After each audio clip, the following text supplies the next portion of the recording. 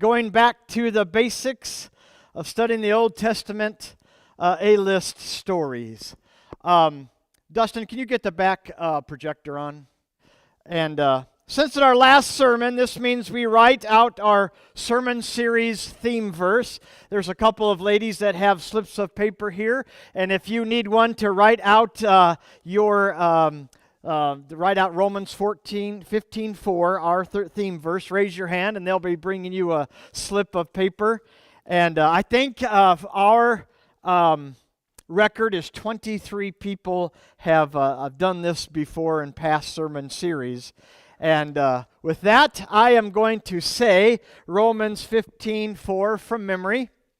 And it is so hard to do this in front of people, but here we go.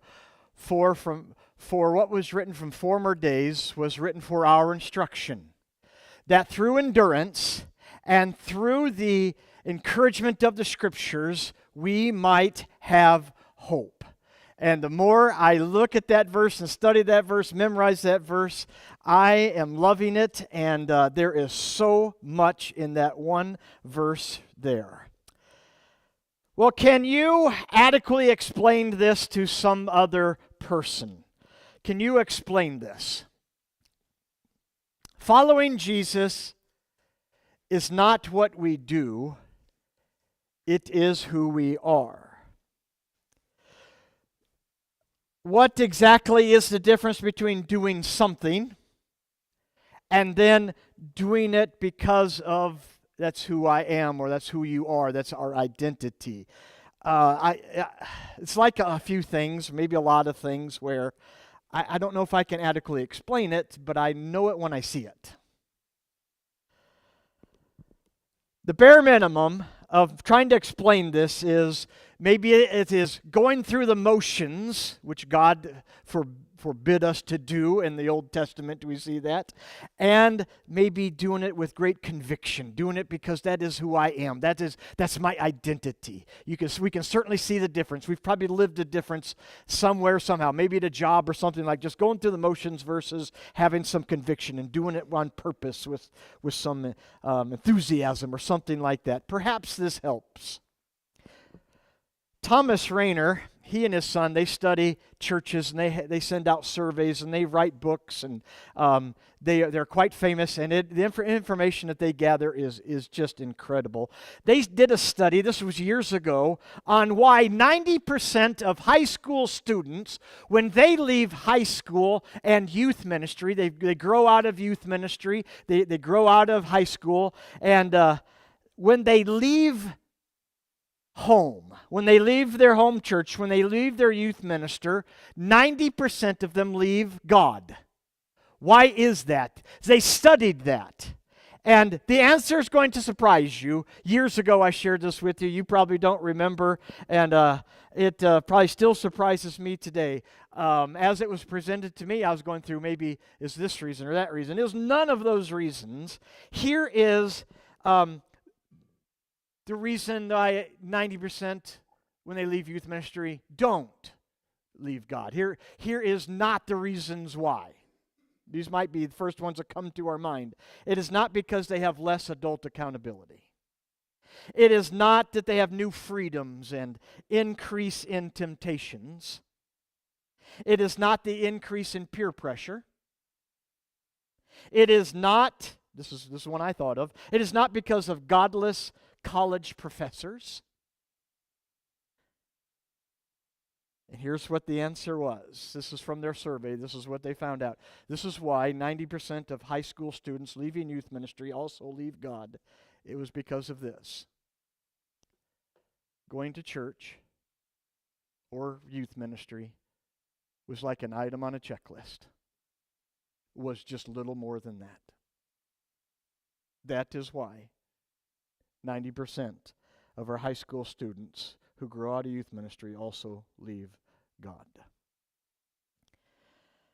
Having struggles with one of our daughters, she has said to me twice, talk to me like my dad, not a preacher. And that's hurtful. it caused me to ask, well, what am I doing wrong? How am I talking to my daughter, so to speak, that is wrong? And how am I not talking to you as my dad, as your dad? And what I say as a preacher, I think all loving dads would say to their children. Right or wrong, my hurt feelings maybe have been squashed a lot by thinking this. Being a preacher is not just what I do, it's who I am. I can't separate the two. But I don't know, maybe my daughter has a point. When I presented the gospel to Mr. Andrew Legg, I think he was about 8th grade, and we were at the McDonald's at the corner of Worley and Stadium, and Andrew, he did great. He was listening really good. I could tell he was really intent. He was really listening to what I was saying, and I was getting into it. Look, he's really getting into it, and I'm all done, and I say, "You got any questions?" And he was quiet for a few seconds, and he popped my bubble. He said, "Do you have to preach about everything?"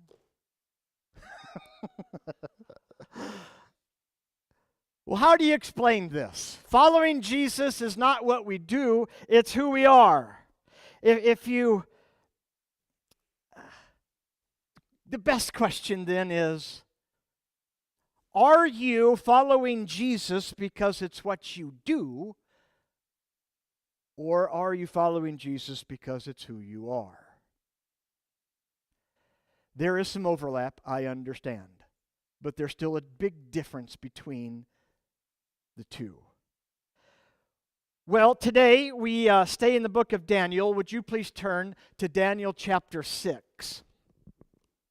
Of the 4 major prophets, we have classified them as major and minor, but of the 4 major ones, they are Isaiah, Jeremiah, Ezekiel, and Daniel.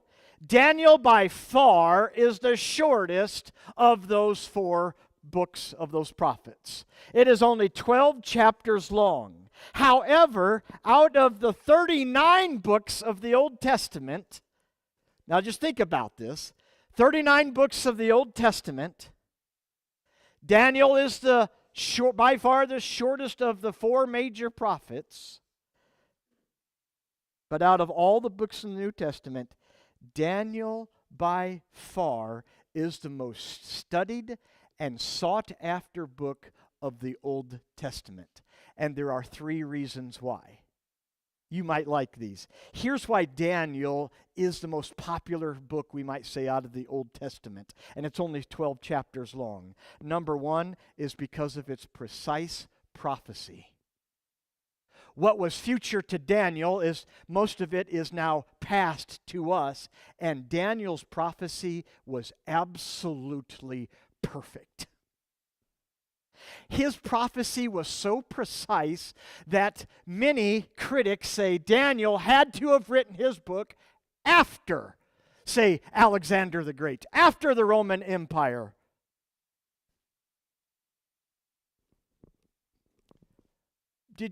I've probably shared this with you before, did you know, now we don't get this out of Scripture, we get this out of history, Alexander the Great was conquering Palestine.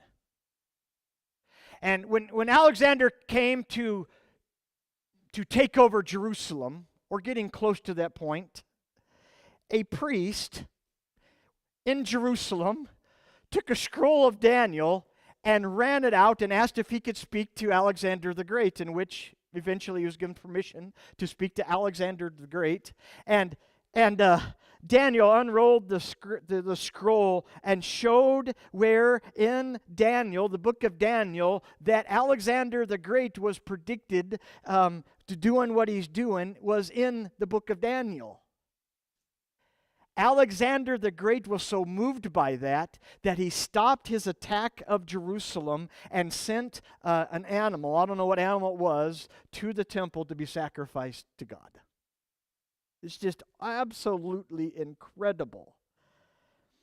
Some people saying Daniel had to have been written after all of these kingdoms, all these events, because of his precise prophecy. He had to have written it afterwards. And then we find in the Dead Sea Scrolls parts of the book of Daniel proving that Daniel was written way before Alexander the Great, way before the Roman Empire ever came. Awesome. That's number one reason. The second reason why Daniel is the most popular book in the Old Testament is because of the miracles, like we studied last week, the fiery furnace. In between the fiery furnace of Shadrach, Meshach, and Abednego, chapter 5 is the handwriting on the wall. Probably should. Is that included an A-list story? Perhaps it should be. Maybe it's a B-list story. Who knows? But a miracle, which is nonetheless. And also what we're studying today, Daniel and the lion's den. That's the second reason, the miracles that are in Daniel. The third reason, and this is by far the biggest reason why Daniel is so popular, the best, most sought-after book of the Old Testament, is because Daniel is such an incredible man of God. And you'll see some reasons why. Perhaps we could say Daniel wasn't following God just because that's just something to do. That's just what he does. Daniel followed God because that's who he was. Under King Nebuchadnezzar, he was the king of our lesson that we studied last week. He was the king of Babylon. Daniel became the number 2 leader as a Jew over all of Babylon. It is perhaps known as probably the most, what's the word? Most accepted, that Babylon has been the most powerful nation in the world and the most wealthiest nation that's ever existed on earth. And Daniel, as a Jew, was the number 2 man in Babylon. He was around when Babylon got conquered. The Medes and the Persians destroyed the most wealthy and the most powerful nation on earth with hardly a bow and an arrow ever shot or a spear ever thrown. At that time, Belshazzar was the king of Babylon, and Daniel was the number 3 man of his reign, and that's only because Nabonidus, Belshazzar's dad, was king and shared that. It was a co-regency with his son Belshazzar, and Daniel was number 3 in Babylon at that time. After the Medes and the Persians took over Babylon, Daniel became the number 2 man of all of Persia. Who does that? Normally they kill all of the leaders of a nation that you overthrow. Daniel became the number 2 man of Persia. This is unheard of. Only a man or a woman of God could do this. Daniel was there when the Medes and the Persians conquered Babylon, and here he becomes then the number 2 man of Persia. Darius the Mede is king over Babylon. And just so you'll know, in case you know there's a discussion, is Darius the Mede, is he a different guy than King Cyrus, the king of Persia? I go back and forth, but for this sermon today, are you ready? I believe Darius the Mede is the same as the king of Persia.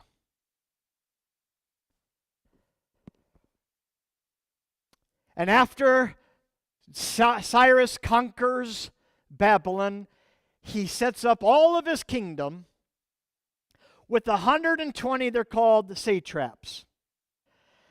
We would probably look at them as, maybe having the function, the power as a governor of a region.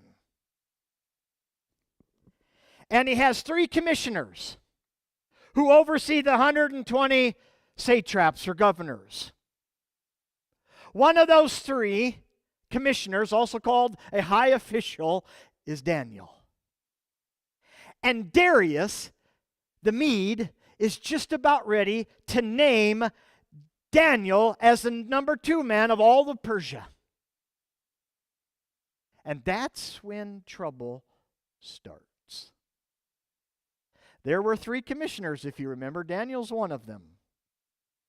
When Daniel's about ready to announce that Daniel is going to be number 2, he's going to be over those 2 other commissioners. He's going to continue to be over, helping oversee the 120.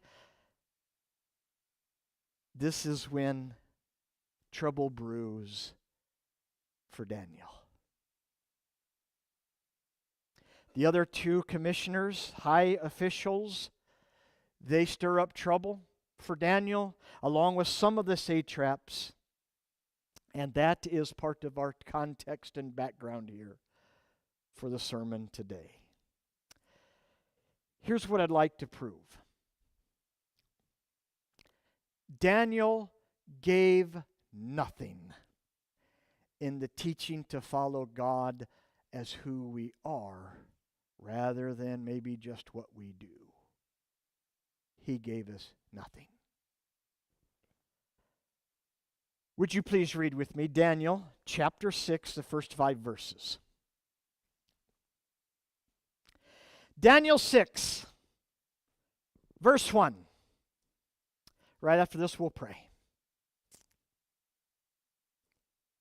It pleased Darius to set over the kingdom 120 satraps, to be throughout the whole kingdom, and over them 3 high officials, of whom Daniel was one, to whom these satraps would give an account, so that the king might not suffer or suffer no loss.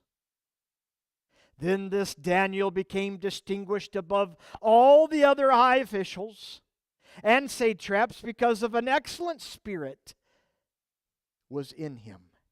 And the king planned to set him over the whole kingdom.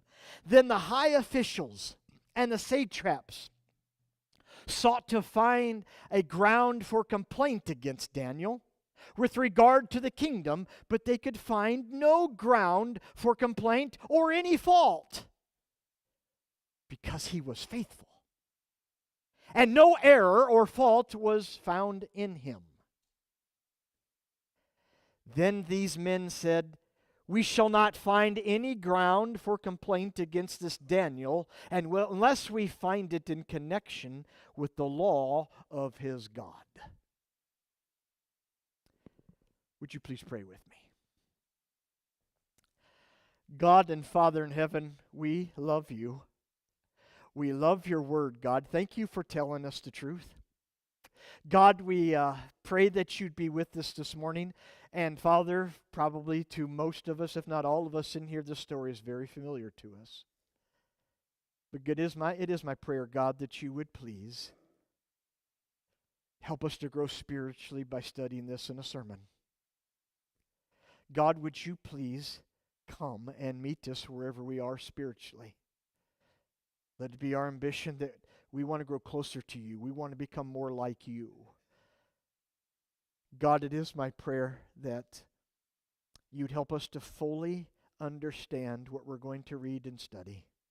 God, would you please help us also to remember these verses that we're reading and studying here for the rest of our life that you give us here on earth. God, would you please be with us now and interpret everything correctly. We need your help. Please speak to us from your word. It is in Christ's name I pray. Amen. Well, Daniel gave nothing in teaching how to follow God as our identity of who we are versus just something that we do. Here's the first point. Nothing found. And these first 9 verses, as soon as it looks like, as soon as the other 2 commissioners, the high officials, and some of the satraps got word that Darius is going to promote Daniel as the number 2 man in Persia, a Jew. He's been exiled to Babylon, which has now been taken over by the Medes and the Persians. Darius is going to make him the number 2 man, and Daniel is about 82 years old now. They start having secret meetings. They don't want to just bring Daniel down. They want to kill Daniel.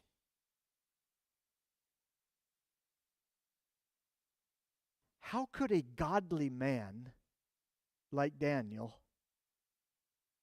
people still seeking his book today because he's such a godly man, how could it be possible that a godly man like Daniel could have enemies? Is it possible for a godly person to have enemies? Can I just say Jesus? Did Jesus have enemies? Yeah. They start to have these secret meetings. We don't want to just maybe get him kicked out of the royal leadership. We want him dead. And as they're having these secret meetings, why did they start? Did they think Daniel is Darius's pet? When in school, did you dislike the teacher's pet? Is that what's going on? Did they not like Daniel because he raises the bar too high for everybody else? Maybe this is when that question comes, why can't you be like Daniel?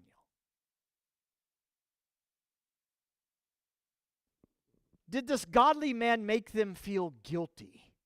And that is true for why maybe a lot of godly people have enemies, is because they make others feel guilty. Is that what's going on? Was it just because Daniel's a Jew, he's in exile? Was it his age? He's 82 years old.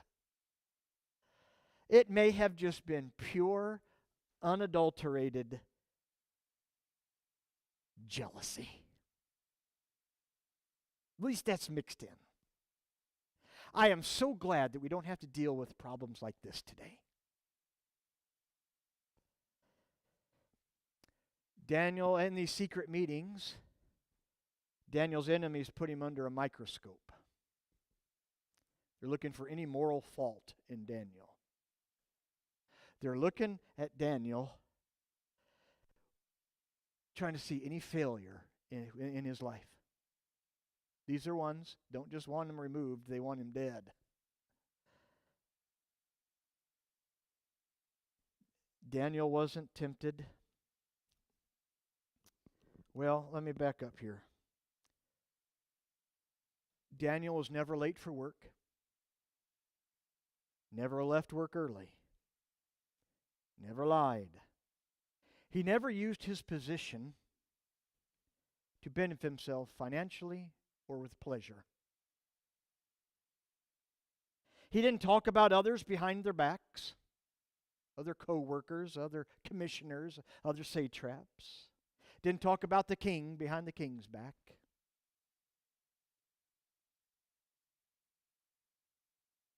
Would you hate a co-worker like this?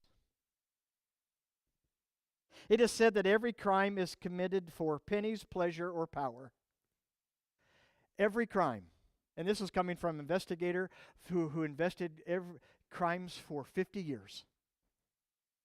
He said every crime is either committed for pennies or money, pleasure, sex, or for power. As Daniel is secretly under the microphone or his microscope, Daniel wasn't tempted in any way to be rich. He wasn't tempted in any way for sexual lust. Daniel, there's nothing in Daniel's actions, there's nothing in Daniel's words that he wants to be king of Persia. Daniel gave them nothing. Being a godly man, being a godly woman doesn't mean we won't have enemies. It means we don't give them ammunition. When it comes to giving people reasons to hate us or accuse us, or all godly men, all godly women, when it comes to having reasons for others to hate us,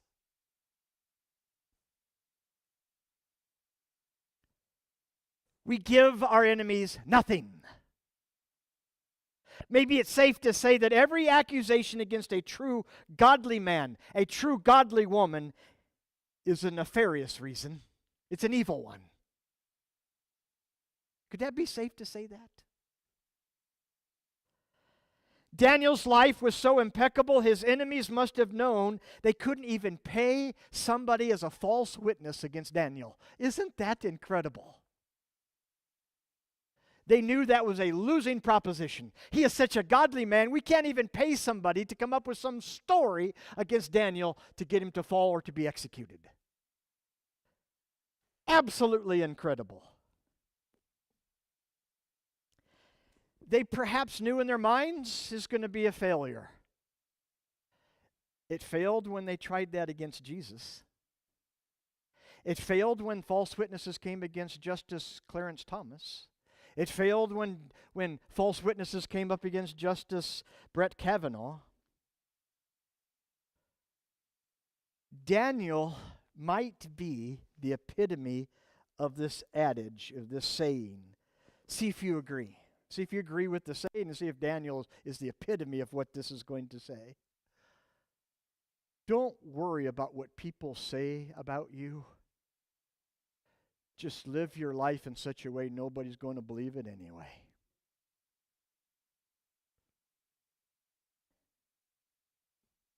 Maybe we're starting to see the difference between following Jesus, just thing what we do, versus it's who we are. Daniel's enemies gave up on this and came up with a whole new strategy. One that it was connected with Daniel's faith. They could see his faith. They can't see any moral failures. They can't see anything that Daniel does wrong. They can't even pay false witnesses. But maybe we can get him to fall or be executed when it's connected to his faith.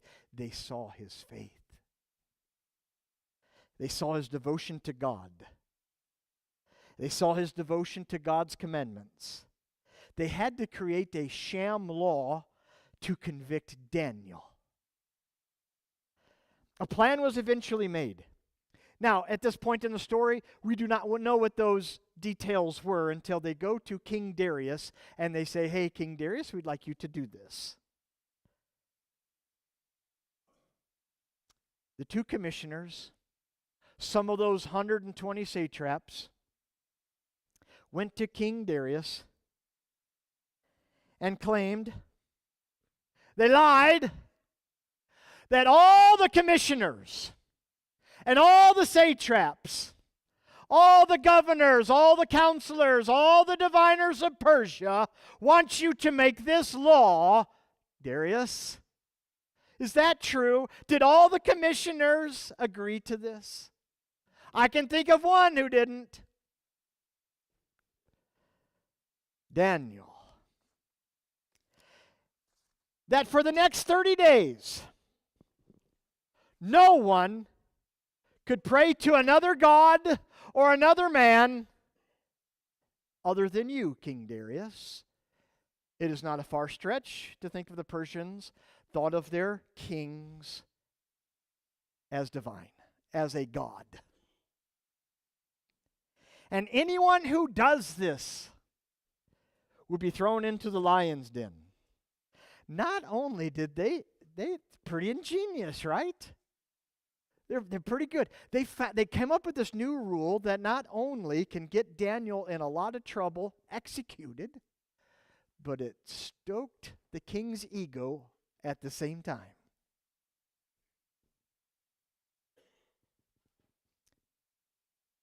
The law seems to already be written. Here, king, just sign it. And Darius signed it. He sealed it. They would drop a little hot wax onto the document, and he would push his signet ring into it. 3 times in chapter 6. It is not only in Daniel. We find it in the book of Esther as well. In the law of the Medes and the Persians, when a king signed a law, it can never be revoked, and it can never be changed. We're never told the reason why. I'm sure that back then they knew the reasons why, but here on this side where we are today, we just have to kind of guess, and this is our best guess. that since their kings are looked as being divine, that their kings never make a mistake, right? And so whatever law that they sign, whatever law that they put into place can never be revoked and can never be changed. And if a king did, it appears that the king could be removed from kingship or he could be executed himself. He had to follow his own law. The king Darius signed and sealed this new law. It doesn't matter how godly we are.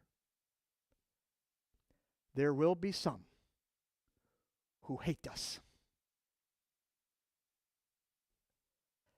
And bad and unjust things will happen to us. Daniel gave them nothing. Nothing was found. How about this? Nothing changed. Would you now please read with me verses 10 through 13? When Daniel knew that the document had been signed, he went to his house where he had windows in his upper chamber open toward Jerusalem. He got down on his knees 3 times a day and prayed and gave thanks before his God, as he had done previously.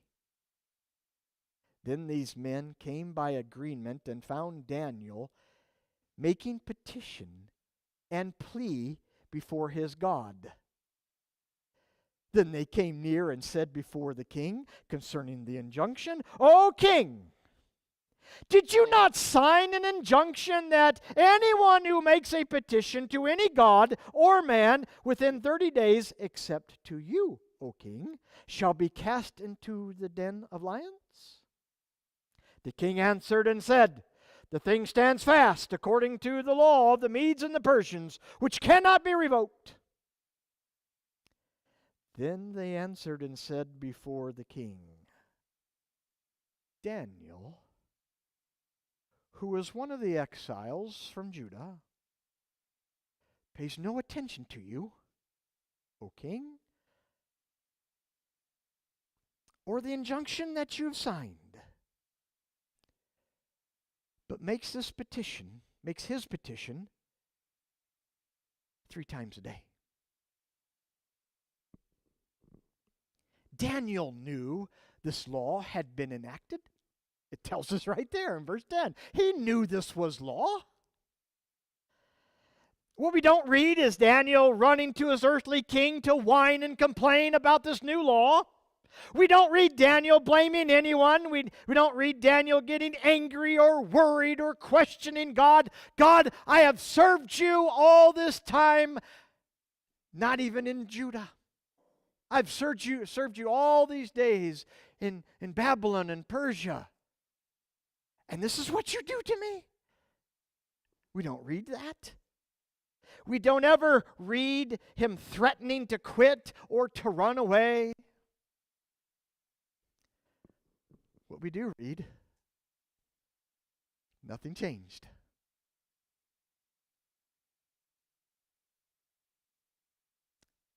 Daniel went to his house,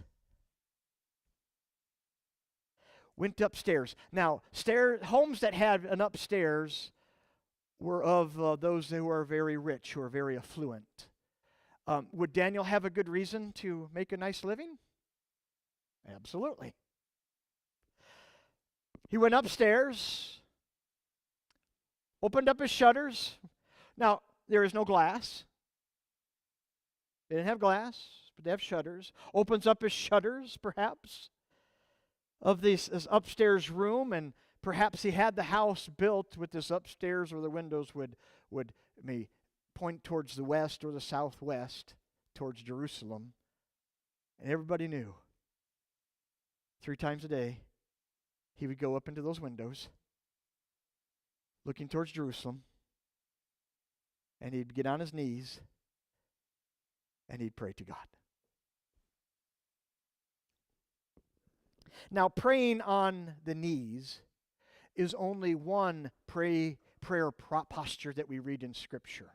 It's only one of several. It's not the only one. It is a good posture to get down on your knees and pray.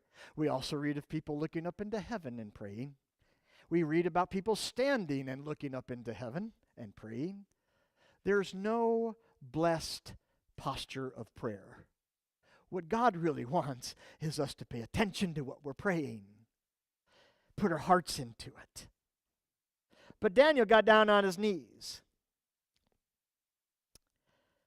just like he did every day, because nothing changed. He did it every day. He continued to do it every day, 3 times a day. Law or no law, nothing changed. Was Daniel stupid? No. Was he brave? He was just a godly man. Assuming Daniel's married, we're never told if he's married. We wonder, he probably was. But we wonder if his wife, Mrs. Daniel, said, "Oh, honey, do not do that. Don't do that." Daniel could have prayed with the shutters shut, could he not? He could have gone anywhere inside that house where nobody could see or hear him, and he could have prayed. But nothing changed. God's law never commanded the Jews, never commands us as Christians today to pray 3 times a day. But the Jews practiced that.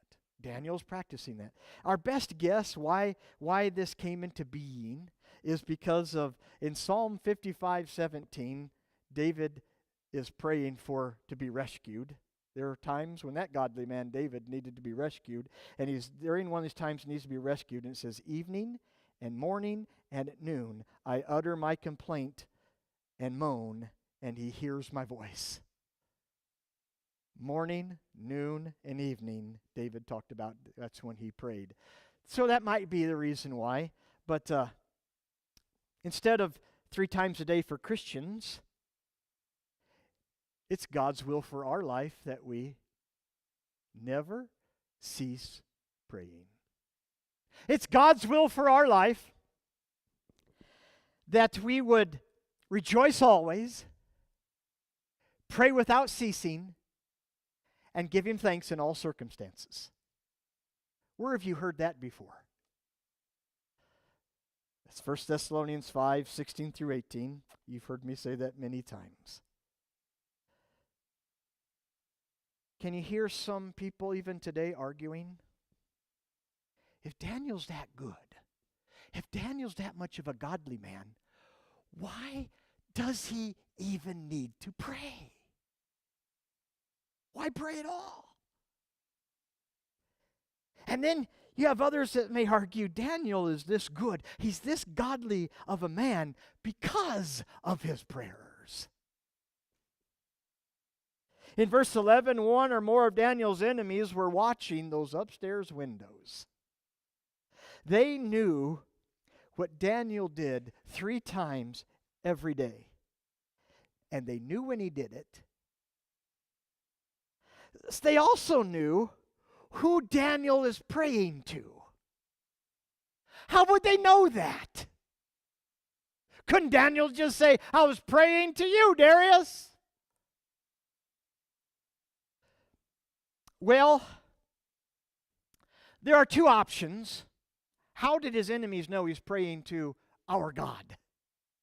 Number 1 is they didn't have glass. Praying in silence is unheard of at this time. And so they heard him praying. That would mean they'd have to be pretty close to those windows. The second reason why they knew he's praying to God is because they knew Daniel. They knew he had never prayed to any other idol, any other god, and he had never prayed to any other man. That's how they knew he was praying to God, breaking the law during these 30 days. And Daniel's enemies, they caught him. They got him now. His enemies love it when a plan comes together. So far, their nefarious plan has worked perfectly. I'm willing to bet Daniel knew there were spies out there, outside those windows. He knew it. And nothing changed. I keep pointing at you guys can't even see that. Nothing changed. After spying on Daniel, at least for 12 hours, they could have been watching him for several days, but at least for 12 hours, Daniel 6 tells us Daniel's enemies ran as fast as they could to Darius to tattletale. You ever had any children like this? You ever had any co-workers like this? They asked, O king, did you not sign that law that anyone who prays to any god or any man except you shall be thrown into the lion's den? Did you not sign that, king? And King Darius replied, the law stands firm. It cannot be revoked. The enemies that were there to tattletale on Daniel say, well, Daniel, one of the exiles from Judah. Did you notice they don't give his title? Daniel, your commissioner, the one you were going to name as number 2 all over all of Persia. No, it's Daniel, one of the exiles from Judah. Disregards you, O king, and he disregards your law that you signed. He prays 3 times a day to his God. If they had cell phones, they would show him the pictures. It must be noted, everybody knew exactly who Daniel was praying to. Everybody knew. All knew of Daniel's, whose God was. Everybody knew who Daniel's God was. They all knew how he prayed to him. They all knew that he would never pray to any god or any idol or any man. When Darius heard this, as king, he acted quite different than Nebuchadnezzar when he found out about Shadrach, Meshach, and Abednego. Do you remember? He was so angry, his face changed. When Darius finds out about what Daniel's doing, Darius is very distressed. He was in extreme sorrow and pain. Now, would you please read with me verses 14 through 16. He's just found out this news. Daniel has broken the law. Verse 14. Then the king, when he heard these words, was much distressed, set his mind to deliver Daniel. And he labored until the sun went down to rescue him. Then these men came by agreement to the king and said to the king, No, O king, it is the law of the Medes and the Persians that no injunction or ordinance that the king establishes can be changed. Then the king commanded. Daniel was brought and cast into the den of lions. The king declared to Daniel, May your God, whom you serve continually, deliver you. The king set aside any anger that he had towards himself for signing this foolish law. He set aside any anger that he had towards Daniel's enemies, at least temporarily, so he could concentrate on how he's going to rescue Daniel. I think he loves Daniel. Daniel's loyal to him. Daniel's a good friend to him. Daniel is a good counselor. He's got a great Spirit of God inside of him. Darius does not want to lose Daniel. Spends the rest of the day figuring out how he can save Daniel.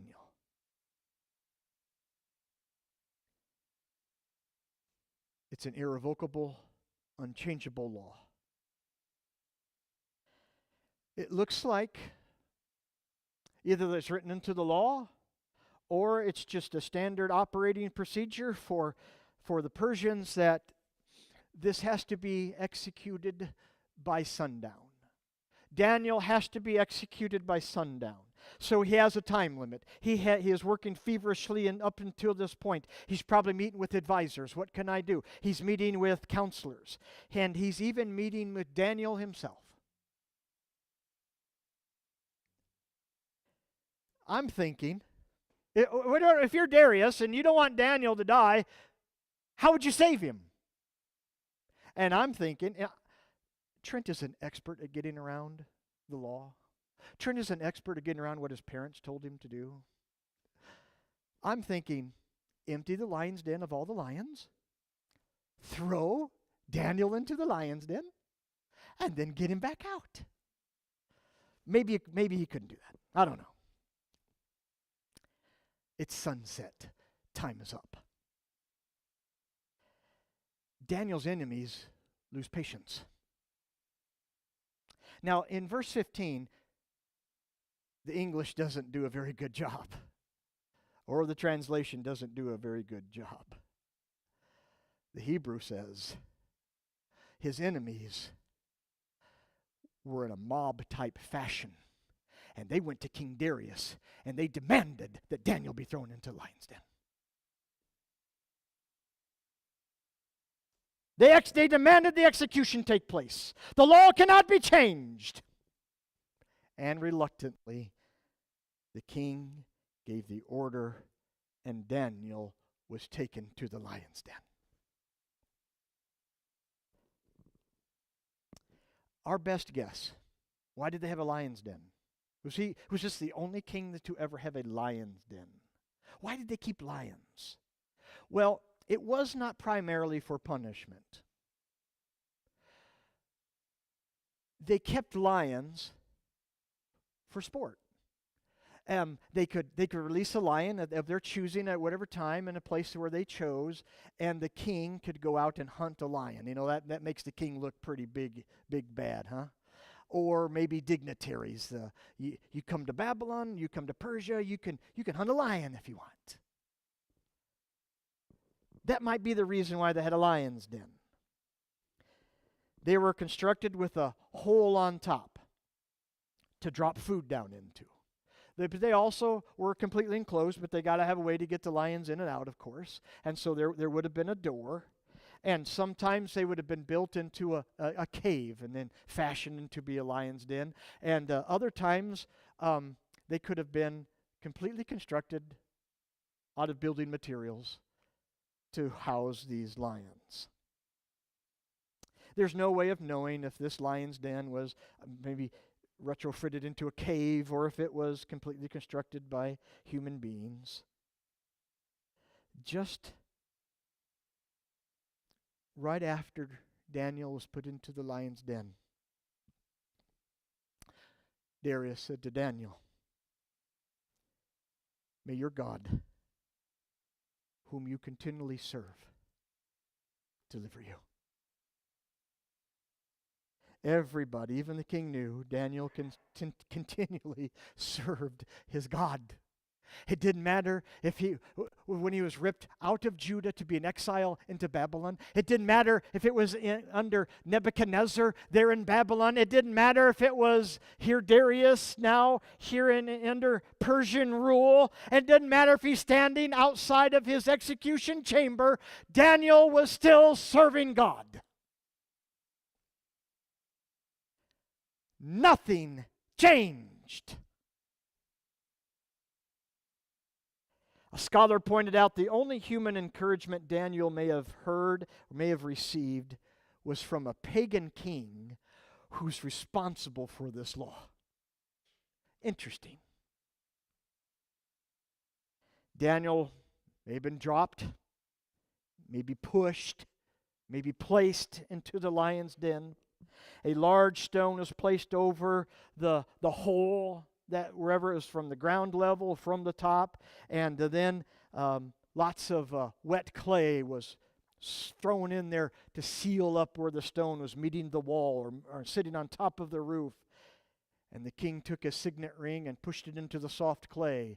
And it says that some other royal officials did it too. We're just wondering if the king made Daniel's enemies push their signet rings into that soft clay as well. You guys are just as responsible for this as I am. Don't know. But he did require some officials to push their signet rings into that soft clay. And the king looks like dejected. Went back to his palace. It is sundown. He did not eat anything. He canceled the night's entertainment. And he did not sleep all night long because of Daniel.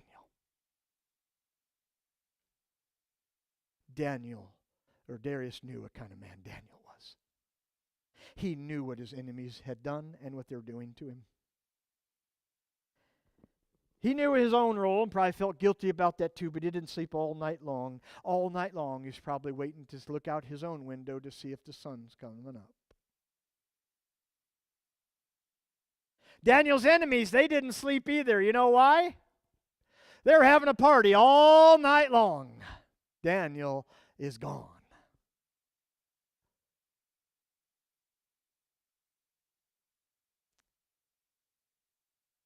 Didn't matter where Daniel was. Didn't matter who the king was. Didn't matter what was about ready to happen to him. Nothing changed. Our last point here. Oh, there's pictures of some signet rings. Many signet rings have been excavated. And here's a picture of two of them. You can probably tell the one upper left corner there, that's Egyptian, and a Greek one there to lower right. It's kind of how they signed their documents back then, using a signet ring. Here's our third point. Nothing came before faithfulness and devotion to God. The king could or would not sleep. Perhaps he's anxiously looking out his window, waiting to see sunrise, when he could take some personal attendance and go check on Daniel. The king loved Daniel. Would you read our last 4 verses of our sermon text? Daniel 6, verses 19 through 23. Then at the break of day, the king arose and went in haste to the den of lions. And he came near to the den where Daniel was, and he cried out in a tone of anguish. The king declared to Daniel, "O Daniel, servant of the living God, has your God, whom you serve, continually been able to deliver you from the lions?" Then Daniel said to the king, "O king, live forever. My God sent his angel to shut the lions' mouths, and they have not harmed me, because I was found blameless before him and also before you, O king. I have done no harm." Then the king was exceedingly glad and commanded that Daniel be taken out of the den. So Daniel was taken up out of the den. No kind of harm was found on him, because he had trusted in his God.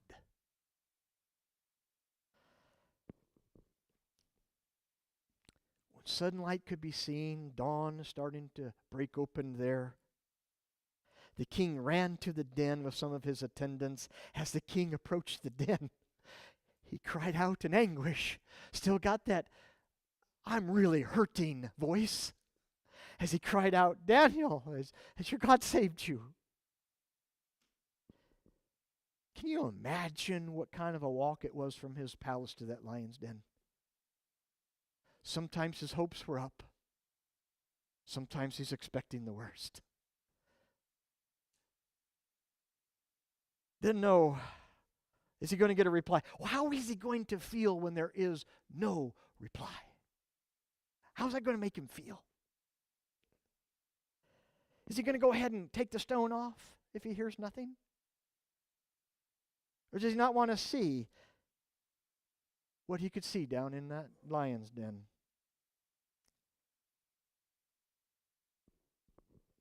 The king may have awakened Daniel. Seems like he might be the only leader of Persia who slept that night. And he's in the lion's den. In excitement and great relief, Daniel shouted back, "Long live the king!"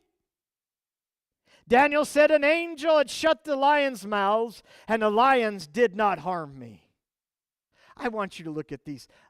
They're pretty awesome to me. I hope they will be to you too. I don't know. This first one is a famous painting of Daniel in the lion's den, and it's by a guy from Britain back in 1872. His name is Brittanian Riviera or something like that. Isn't that awesome? He does. I think he did a good job of depicting, Daniel about 82 years of age. Here's another one. The next two, I don't know who painted them. Awesome pictures there. Just now these first two, you can tell these are the artist painted them as constructions of humans who made a lion's den. There's the first one. And the third one I'm going to show you, it'd be like a cave. And here it is. And that's just pretty awesome. It gives me goosebumps. It just happened. What did it look like inside that lion's den?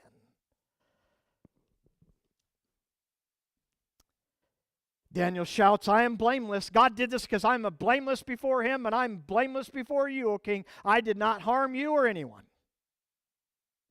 Darius quickly commanded his attendants to get Daniel out. As they looked him over, there's no harm seen on Daniel. The king ordered the leaders of the conspiracy against Daniel, those two other commissioners, to be brought to the den. Maybe it happened this way. I don't know. This is just Trent's mind thinking. It was at that moment, when they got Daniel up out of the lion's den, that the king at that moment declares Daniel is number 2 over all of Persia. Daniel, why don't you take some soldiers and go get those 2 commissioners and bring them here? Can you imagine Daniel knocking on their door? And they open up, there's Daniel, and say, "What's wrong? You look like you've seen a ghost." I don't know if that's what happened, but that's pretty cool. But in keeping with the Persian tradition, they saw their families as one unit. They see them as community. Darius ordered the conspirators, their wives, and their children to be thrown into the lion's den. Their children, wives, may have been part of the conspiracy. Maybe not. Don't know. They were caught. As they were thrown one by one into the lion's den, they were overpowered and they were killed by the lions before they ever hit the ground, highlighting the miracle that had been done to Daniel. King Darius then made a decree. All Persia was to tremble before Daniel's God. And he gave 4 reasons why. All the Persia, you will tremble before Daniel's God because he's a living God. He's different than all the other idols that we bow down and worship. This one is living. Second reason, he is eternal. Third reason, he rescues. Fourth reason, all the Persia needs to fall down and tremble before Daniel's God is because he does miracles. Isn't that awesome? For Daniel, nothing came before his faithfulness and his devotion to God. Now, in this famous story of Daniel in the lion's den, Daniel gave us nothing. Nothing was ever found in his life. Nothing wrong was ever found. Nothing ever changed. And nothing ever came between his faithfulness and his devotion to God. This might be what it looks like to follow God because of who we are.